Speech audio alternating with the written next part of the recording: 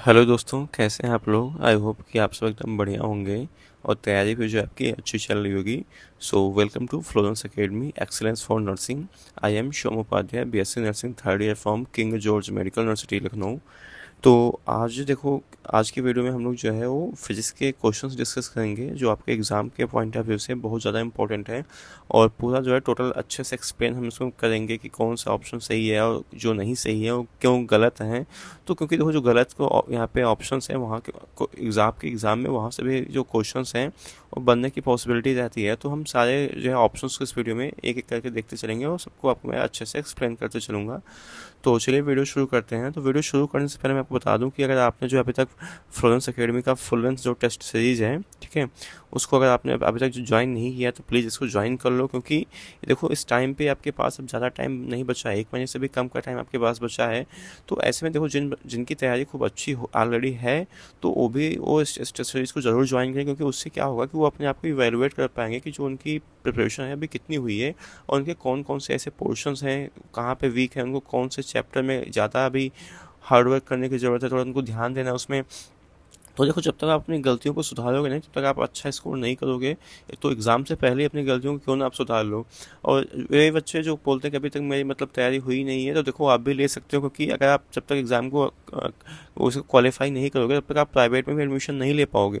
तो उसके लिए आपके लिए टेस्ट सीरीज जो है बहुत हेल्प करेगी। इसमें जो है आपको इसकी जो प्राइस है बहुत अफोर्डेबल है। 99 रुपीज़ में आपको देखो 10 मॉक टेस्ट, कितने 10 मॉक टेस्ट आपको देने को मिलेंगे। सोचो, होल सिलेबस का 10 मॉक टेस्ट पेपर आपको करने को मिलेगा। और पेपर की जो लैंग्वेज होगी हिंदी प्लस इंग्लिश, ठीक है, यहाँ पे दोनों मीडियम में होगा। तो जो बच्चे हिंदी मीडियम से हैं, जो यू इंग्लिश या फिर जो मतलब सीबीएसई आईसीएसई, आप जिससे भी आप इसको ले सकते हो, आपके लिए बहुत ज़्यादा बेनिफिट होने वाली है टेस्ट सीरीज। लिटरली कह रहा हूँ, मतलब आपके लिए मतलब वर्थ इट है। 99 रुपीज़ में 10 मॉक टेस्ट पेपर्स की पीडीएफ, वो भी बाइलिंगुअल, वो भी यूपी स्टेट के लेटेस्ट सिलेबस पैटर्न पे बेस्ड अगर आपको मिल जाए तो क्या बात है। क्योंकि आप देखो, आपके पास अब इतना टाइम नहीं बचा है कि आप ऑफलाइन कोई चीज़ परचेज जाके करो। आपको ऑनलाइन ही सब कुछ प्रोवाइड कर दिया जाएगा। आपके जो भी ये, अगर आप इसको बाई करना चाहते हो तो हमारे इस नंबर पे व्हाट्सएप करो। यहाँ पे आपको जो है सारी इन्फॉर्मेशन मिल जाएगी।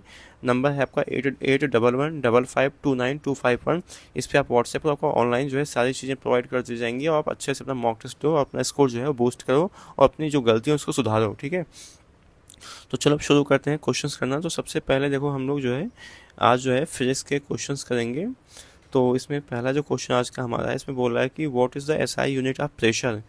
प्रेशर की जो होती है इसकी एसआई यूनिट क्या होती है, तो ओम, पास्कल, वोल्ट, एम्पियर। तो सबको पता है, देखो जो प्रेशर होता है, प्रेशर इक्वल टू क्या होता है आपका, फोर्स अपॉन एरिया है। फार्मूला याद रख लेना, ठीक है। प्रेशर इक्वल टू होता है फोर्स अपॉन एरिया। तो जो इसकी मतलब the SI unit of force की क्या होती है, फोर्स की आपकी होती है यहाँ पे न्यूटन या फिर मीटर स्क्वायर होती है। और तो न्यूटन हो गया। और एरिया की क्या होती है आपका, मीटर स्क्वायर होती है, ठीक है। तो ए इज इक्वल टू क्या हो जाता है, newton per metre square is equal to किसके, पास्कल के इक्वल होता है। तो बी ऑप्शन जो है आपका यहाँ पे सही है। अगला है the SI unit of radio activity. Radio activity की आपको एसआई यूनिट बतानी है। तो ऑप्शंस क्या क्या है, सीवर्ड, बेकुलर, क्या है, बेकुजेल, डेसिबल एंड टेस्ला। तो देखो, काफ़ी इंपॉर्टेंट क्वेश्चन है ये, अभी तक एग्जाम में नहीं पूछा गया बट इस बार क्या पता आ जाए यूनिट। तो रेडियो एक्टिविटी की जो यूनिट होती है क्या होती है, ए बेकुजेल, ठीक है। तो क्या होगा, इसका सेकंड ऑप्शन सही है। अगला है थर्ड क्वेश्चन, इसमें कि which of the following is the SI unit of temperature. तो टेम्परेचर की जो एसआई यूनिट है क्या क्या है, केल्विन एंड जियामर, कैंडुला, एम्पियर। तो सबको पता है क्या होगी यहाँ पे, केल्विन होगी। अगला क्वेश्चन है, इसमें है कि lactometer and hydrometer are based on the same principle, name the principle. जो लैक्टोमीटर होता है, लैक्टोमीटर का यूज किया जाता है कि उसकी डेंसिटी ऑफ लिक्विड को डिटरमाइन करने के लिए। और जो हाइड्रोमीटर होती है इसको यूज किया जाता है किसके लिए, डेंसिटी ऑफ लिक्विड, ठीक है। दोनों का इसका यूज किया जाता है लिक्विड की क्या डेंसिटी को मेजर करने के लिए। तो इसका ये जो किस प्रिंसिपल पे, दोनों जो है एक ही बता, क्वेश्चन बोला कि दोनों जो है एक ही प्रिंसिपल पे बेस्ड हैं, लैक्टोमीटर और हाइड्रोमीटर। तो उस सिद्धांत का आपको क्या बताना है, नाम बताना है। तो चलिए ये सिद्धांत को पढ़ते हैं, उसके जो मतलब प्रिंसिपल है उसको पढ़ते हैं। तो पहला है आर्किमिडीज का प्रिंसिपल, बी है अनसर्टेनिटी का, सी है स्पेशल रिलेटिविटी, एंड डी है यहाँ पे रिलेटिविटी। तो फोर्थ का जो है कौन सा ऑप्शन सही होगा यहाँ पे? फोर्थ का देखो यहाँ पे फर्स्ट ऑप्शन जो है सही होगा, किस पे? आर्किमिडीज के प्रिंसिपल पे। और अब अगला है क्वेश्चन नंबर 5। क्वेश्चन नंबर 5 में बोला कि डेसिबल इज यूनिट ऑफ, जो डेसिबल होती है, डेसिबल जो है किसकी यूनिट होती है? तो देखो जो डेसिबल होती है इंटेंसिटी ऑफ साउंड की यूनिट होती है। किसकी? इंटेंसिटी ऑफ साउंड की, मतलब किसकी? ध्वनि की तीव्रता की, अगर हिंदी में बोलूँ तो।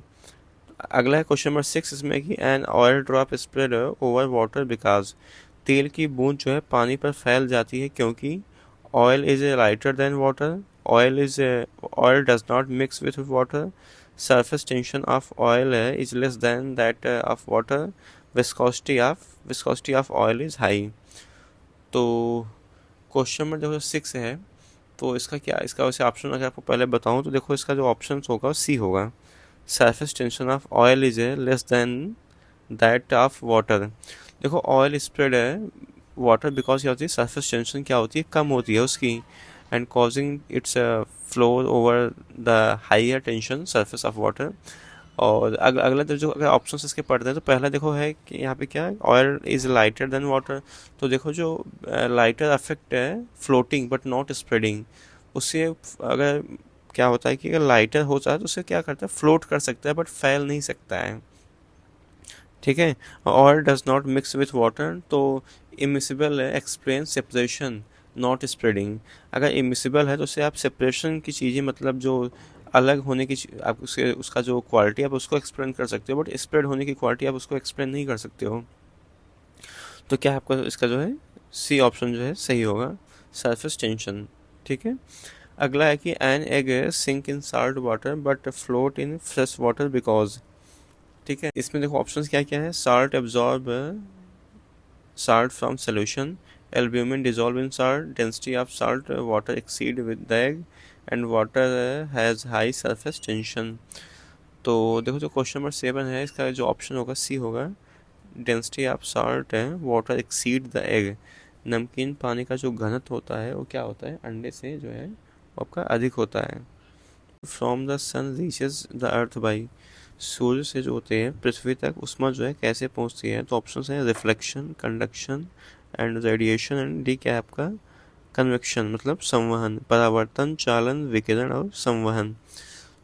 तो इसका देखो जो ऑप्शंस क्या क्या है, सी होगा रेडिएशन, ठीक है। रेडिएशन के थ्रू जो होती है वो सन से जो होती है हीट कहाँ तक, अर्थ तक पहुँचती है। देखो radiation is the only mode of heat transfer that occurs through vacuum.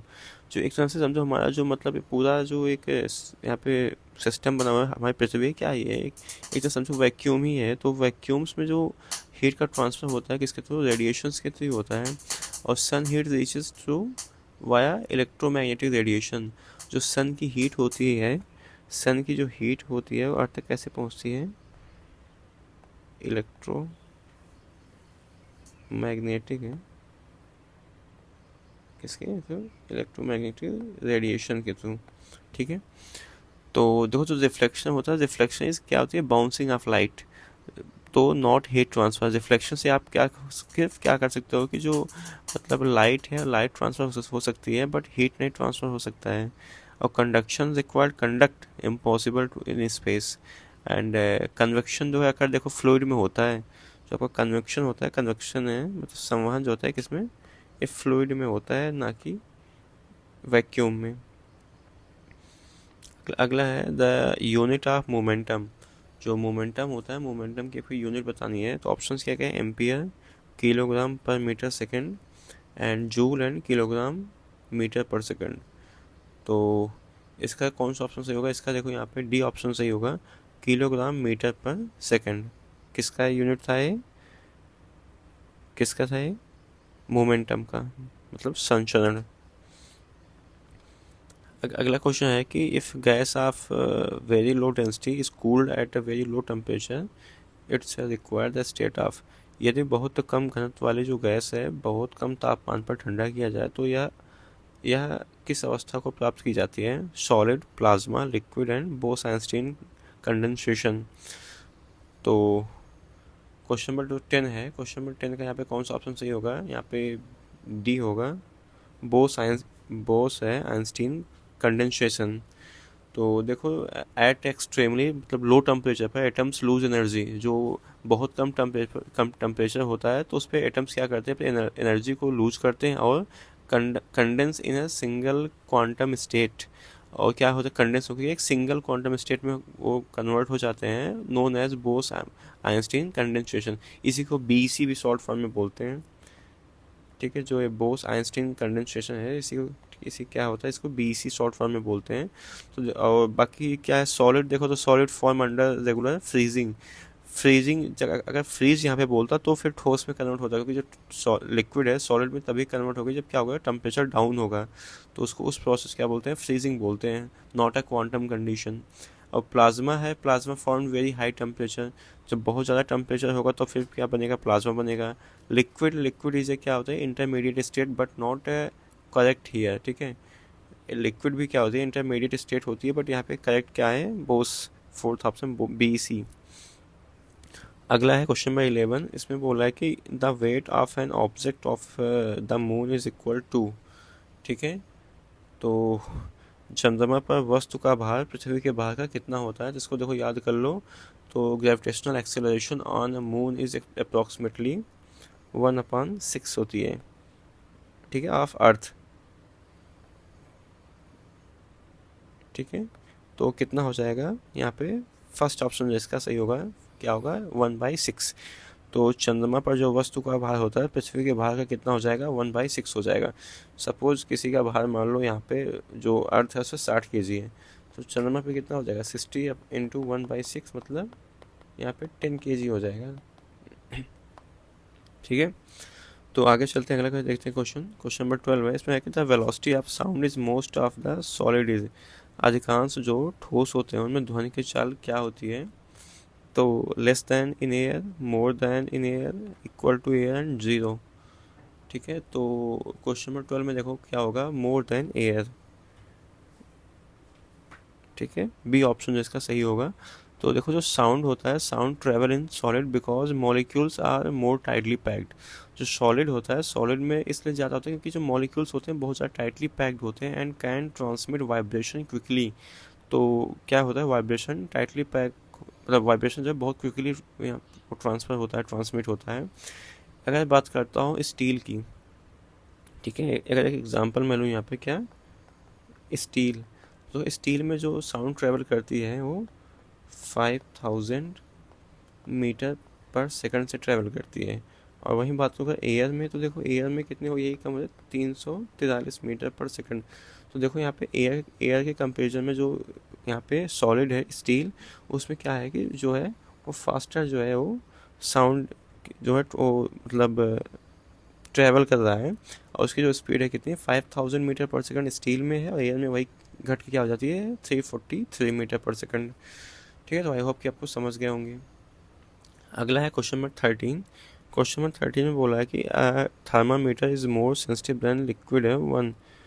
A thermometer is more sensitive than liquid one because gas thermometer जो होती है द्रव थर्मामीटर से अधिक संवेदनशील होती है, क्योंकि gas expand more, gas is denser, gas evaporate faster, gas is heavier. तो 13 क्या होगा यहाँ पे, फर्स्ट ऑप्शन सही होगा, गैस एक्सपेंड्स मोर। अगला है क्वेश्चन नंबर 14। इसमें है कि heat is transfer from sun by earth. तो अभी आपने देखो इसको किया था कि इसके थ्रू होता है, यहाँ पे रेडिएशन होगा ना, सी ऑप्शन रिपीट हो गया क्वेश्चन है। अगला है question, calculate the time period of a sound wave of wavelength 5 metre travelling with a speed of कितना, 500 मीटर पर सेकंड से। एक ध्वनि तरंग की क्या आपको आवाज़ ज्ञात कीजिए जिसकी तरंग दैर्घ्य 5 मीटर है और उसकी जो गति है वो 500 मीटर पर सेकंड है। ठीक है, तो देखो जो यहाँ पे अगर स्पीड कितनी है, स्पीड इक्वल टू क्या होती है, स्पीड इक्वल टू होती है वेवलेंथ है इनटू फ्रीक्वेंसी। तो स्पीड कितनी है दी है, 500 यहाँ पे दी है मीटर पर सेकंड, वेवलेंथ 5 दी है। अब क्या फ्रीक्वेंसी बतानी है, तो फ्रीक्वेंसी कितनी आपकी आ जाएगी यहाँ पे 100 हर्ट्ज आ जाएगी।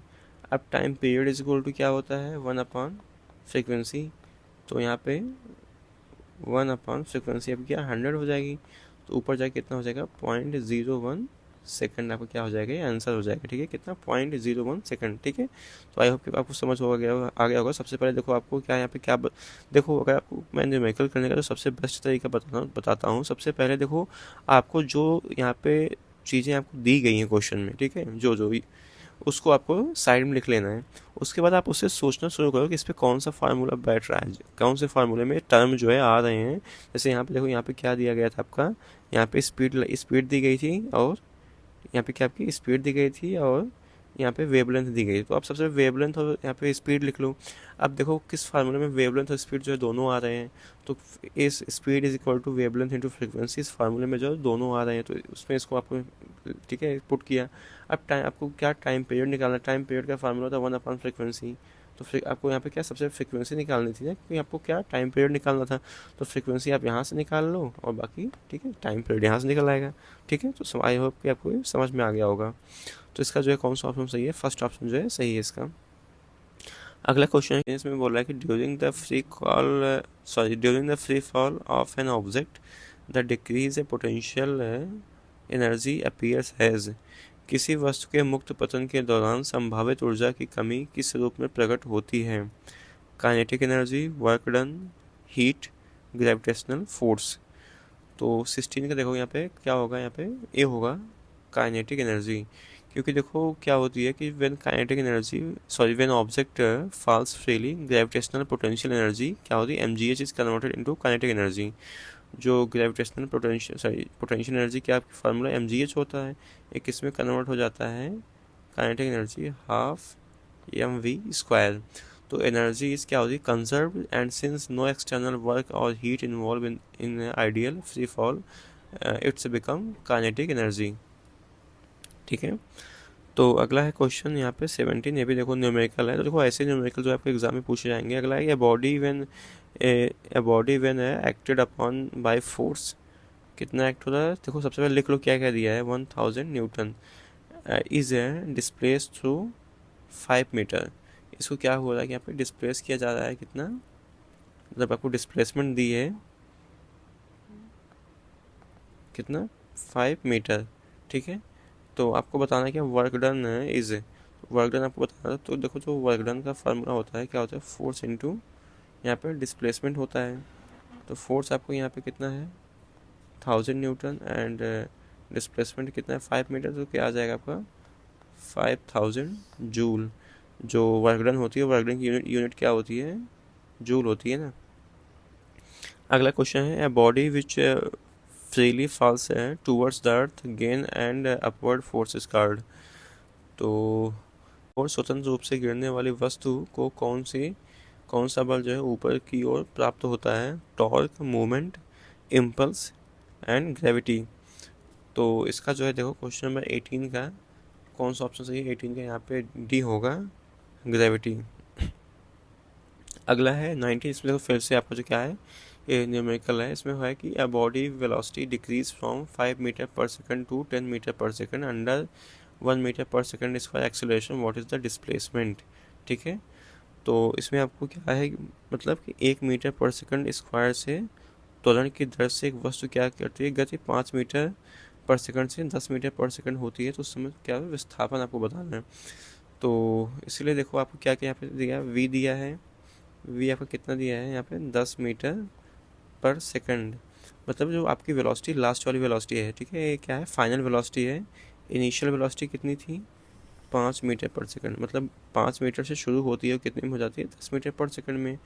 और यहाँ पे आपको क्या और क्या क्या जो आपको दिया गया है देखो, और एक्सेलरेशन आपको यहाँ पे दिया है 1 मीटर पर सेकंड स्क्वायर। ठीक है, तो फार्मूला लगा दो देखो यहाँ पे काइनेटिक एनर्जी का, v square equal to sorry kinematics को जो फार्मूला 3 दिया गया न्यूटन का, आपको उसको लगाना है, v square equal to u square plus 2as। तो वी स्क्वायर आपको देखो दिया है 10 का स्क्वायर, यू भी आपको दिया है 5 प्लस 2 इंटू ए आपको कितना दिया था 1 दिया था, आपको एस निकालना था। तो इसको देखो जो आप सॉल्व करोगे तो एस इक्वल टू कितना आ जाएगा आपका यहाँ पे 37.5 मीटर, ठीक है। सॉल्व कर लेना, 100 हो जाएगा, 25 हो जाएगा, बाकी ये 2s हो जाएगा। तो इसको देखो आगे आप इसको सॉल्व कर लेना, ठीक है। तो आगे चलते हैं, अगला क्वेश्चन देखते हैं। क्वेश्चन नंबर 20 इसमें है कि an object falls freely it's, जब कोई वस्तु जो है स्वतंत्र रूप से गिरती है तो उसकी kinetic energy gets converted into potential energy, potential energy gets converted into kinetic energy, and momentum gets converted into gravitational force, and last option is a gravitational force gets converted into momentum, ठीक है। तो अभी देखो इसको मैंने इसके पहले मतलब इससे मिलता जुलता जो कॉन्सेप्ट था मैंने इसको आपको दिया था, तो इसका जो आप आंसर देखिए, इसको मैं आपको वर्क दे रहा हूँ, आप इसको इसका आंसर मुझे कमेंट करके बताओगे कि इसका आंसर जो 20 है क्या होगा, ठीक है। तो आगे देखते हैं अगला क्वेश्चन। अगला क्वेश्चन है कि बुलेट मास कितना है। बुलेट का जो मास है वो कितना आपको यहाँ पे दिया गया है, वो 10 ग्राम। कितना आपको 10 ग्राम दिया है। फायर्ड विद वेलोसिटी वी आपको दिया गया है 200 metre per second, and mass दिया है गन का 2 किलोग्राम। द रिक्वायर्ड वेलोसिटी आपको क्या बताया यहाँ पे, रिक्वायर्ड वेलोसिटी है मतलब 10 ग्राम की गोली को 200 मीटर पर सेकंड की गति से अगर 2 किलोग्राम की बंदूक से चलाते हैं, ठीक है, तो बंदूक का अगर क्या है प्रत्याग्य क्या होगा, मतलब प्रत्याग्य को क्या बोलता है, रिक्वायर, जो झटका देता है पीछे की तरफ, उसे क्या बोलता है, रिक्वायर वेलोसिटी। तो देखो जो जो अभी यहाँ पे दी है उसको हम देखते हैं किस फॉर्मूले में फिट होता है। तो देखो इसको हमें क्या जब मतलब होता है ना, तो ये जो क्लासिक केस होता है किसका है, कंजर्वेशन ऑफ मोमेंटम का। किसका है केस, कंजर्वेशन ऑफ मोमेंटम, ठीक है। तो देखो यहाँ पे जो मतलब मोमेंटम होगा, मोमेंटम क्या होगा, कंजर्व होगा। तो मोमेंटम है यहाँ पे before firing is equal to momentum है आफ्टर फायरिंग, ठीक है। क्या होगा, आफ्टर फायरिंग और बिफोर फायरिंग, ठीक है। तो यहाँ पे क्या होगा, तो देखो ये क्या हो जाएगा, बिफोर अप्लाइंग क्या है यहाँ पे, जो मोमेंटम कंजर्वेशन का फार्मूला है हम उसको यहाँ पे अप्लाई करते हैं। तो क्या हो जाएगा, 0 इक्वल टू हो जाएगा 2 into minus v plus 0.01 into क्या होगा 200, ठीक है। तो क्या हो जाएगा, जो टोटल आ जाएगा यहाँ पे माइनस है 2v प्लस 2 इक्वल टू क्या हो जाएगा 0 आ जाएगा। तो यहाँ से सॉरी ये 2v होगा माइनस 2v, और ये इधर क्या आ जाएगा प्लस में हो जाएगा, 2v उधर जाएगा तो v इज इक्वल टू क्या आपका आ जाएगा 1 आ जाएगा, 1 मीटर पर सेकंड यहाँ पे, ठीक है। तो जब मोमेंटम कंजर्व का फार्मूला लगा दो सीधा आपसे क्या होगा वहाँ पे आके आपको जो है वो निकल आएगा, ठीक है। जब ऐसे मतलब बुलेट का कोई भी केस हो, ठीक है, उसमें सबसे पहले आप क्या करना, आपको जो मोमेंटम है उसको कंजर्व कर देना है, ठीक है। जब मोमेंटम कंजर्व कर दोगे तो सीधा वहाँ से आ जाएगा। देखो जो मतलब यहाँ पे 0.01 है, क्या बोलते हैं, हमने क्या किया, जो आपको 10 ग्राम दिया था ना, 10 ग्राम, इसको हमने किस में किया है, किलोग्राम में कन्वर्ट किया, तो 0.1 क्या हो जाएगा, केजी हो जाएगा ये, ठीक है। बुलेट के केस में आपको क्या करना है, सीधा मोमेंटम को कंजर्व कर दो, पहले का और बाद का, आपका जो आंसर है सीधा वो निकल के चला आएगा, ठीक है। अगला क्वेश्चन है कि if a physical quantity has a unit meter per second square and its vector then what are the dimension. तो देखो जो ये देखो बहुत ही इंपॉर्टेंट जो है क्वेश्चन है, यदि किसी भौतिक राशि की इकाई क्या है, मीटर पर सेकंड स्क्वायर है, तो वह क्या है, सदिश राशि है, तो उसकी विमाएँ क्या होंगी, ठीक है। तो देखो जो मतलब क्वांटिटी या यूनिट होती है एक्सेलरेशन, क्या है, मीटर पर सेकंड स्क्वायर होती है, तो क्या है, वेक्टर है, तो उसका जो डायमेंशन फार्मूला होगा क्या होता है इसके, LT-2, तो हो जाएगा M0 L1 T-2, ठीक है। तो क्या हो जाएगा इसका, कौन सा ऑप्शन सही है, फर्स्ट ऑप्शन जो है वो सही होगा। अगला है क्वेश्चन नंबर 23 में बोल रहा है कि a body mass 5 kg it's moving in velocity 4 metre per second it's momentum. तो देखो फिर से वही मोमेंटम इज इक्वल टू क्या होता है वो mv, ठीक है। तो मास कितना दिया है 5 into 4 is equal to 20 kilogram metre per second, ठीक है। तो क्या होगा, बी ऑप्शन इसका सही होगा। अगला है 24 24 क्वेश्चन में बोल रहा है यहाँ पे कि इफ़ द वेलोसिटी यहाँ पे body is double than its momentum. तो अगर किसी बॉडी का क्या होता है, मतलब बोल रहा है कि किसी वस्तु की गति दोगुनी हो जाए तो उसका संवेग क्या होगा। तो फार्मूला देखो, पी स्क्वायर टी क्या होता है, एम वी होता है। तो जो मोमेंटम होता, momentum is directly proportional to क्या होती है, वेलोसिटी होती है। अगर वेलोसिटी जितनी बढ़ेगी मोमेंटम क्या होगा, उतना बढ़ जाएगा। तो क्या हो जाएगी, वो भी मोमेंटम डबल हो जाएगा। ठीक है, p is directly proportional to v ना। तो अगर आप उसको 2 गुना कर दोगे तो क्या मोमेंटम भी क्या हो जाएगा, 2 गुना हो जाएगा, डबल हो जाएगा। बी ऑप्शन इसका सही है। अगला है the momentum of a horse lawn roller is example of which principle of physics. घास काटने वाले रोलर होता है, उसको खींचते समय कौन से भौतिक सिद्धांत लागू होते हैं। Newton's third law, Ohm's law, Archimedes principle and Avogadro laws. तो 25 को देखो यहाँ पे कौन सा ऑप्शन सही है, 25 का न्यूटन्स का थर्ड लॉ होगा, फर्स्ट ऑप्शन जो है इसका सही होगा। तो देखो हमने आज जो है फिजिक्स के कुछ इंपॉर्टेंट क्वेश्चंस किए जो आपके एग्जाम के पॉइंट ऑफ व्यू फिजिक्स को बहुत ज़्यादा इंपॉर्टेंट थे। ठीक है, तो आज की वीडियो में बस इतना ही क्वेश्चंस करेंगे, बाकी नेक्स्ट वीडियो में आप इसको हम और करेंगे क्वेश्चंस। तो आप बताना मेरे को आपको जो वीडियो जो है कैसी लगी है। ठीक है, और आपको आगे जो है किस टॉपिक पे वीडियो चाहिए, क्वेश्चंस प्रैक्टिस करना आपको। तो अगर एक बार फिर से आपको मैं एक बार रिकॉल करा दूँ, तो अगर आपने जो अभी तक टेस्ट सीरीज ज्वाइन नहीं किया तो इसको ज्वाइन कर लो। बहुत ही देखो कम प्राइस में 99 रुपीज़ में आपको कितने 10 मॉक टेस्ट पेपर्स के PDF यहाँ पे आपको मिलेंगे। ठीक है, 10 मॉक टेस्ट के आपको PDF मिलेंगे, तो इसको ज्वाइन कर लो। तो बहुत ही ज़्यादा मतलब बेनिफिट आपके लिए रहेगा। और एकदम लेटेस्ट सिलेबस पैटर्न पे बेस्ड जो है टेस्ट सीरीज़ है, इसको ज्वाइन करने के लिए ऊपर दिए गए व्हाट्सएप नंबर पर व्हाट्सएप करो, वहाँ पे आपको जो है सारी इन्फॉर्मेशन जो है प्रोवाइड कर दी जाएगी। तो फिलहाल जो है इस वीडियो में इतना ही। बाकी आपको अगर वीडियो पसंद आए तो वीडियो को लाइक कर देना और चैनल के सपोर्ट में जो है चैनल को सब्सक्राइब कर देना। Thank you so much watching for this video.